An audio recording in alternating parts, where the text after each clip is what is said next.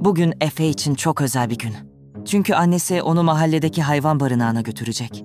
Efe, sabah erkenden uyandı. Çantasına su matarası, küçük ödül mamaları ve defterini koydu.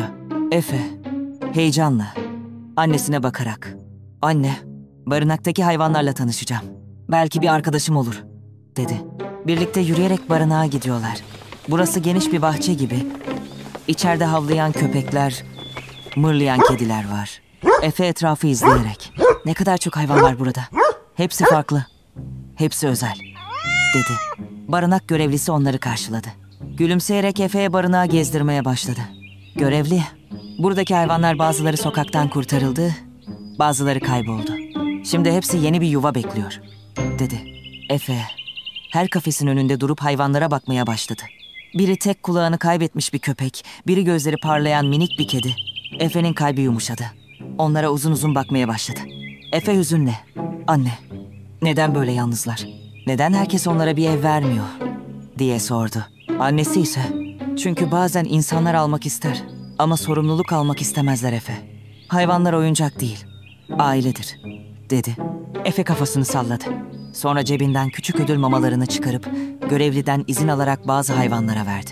Efe gülümseyerek, "Siz de bizim kadar değerli canlarsınız," dedi. Barınaktaki görevli Efe'ye yaşlı bir köpeği gösterdi.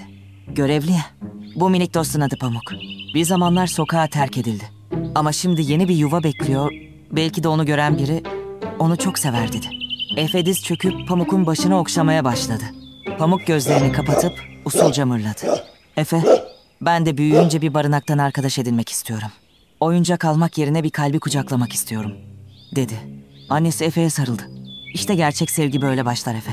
Almak değil, vermek, sahip olmak değil, sahip çıkmak," dedi. Barınaktan ayrılırken Efe bir karar verdi ve defterine yazmaya başladı. "Satın alma, sahiplen.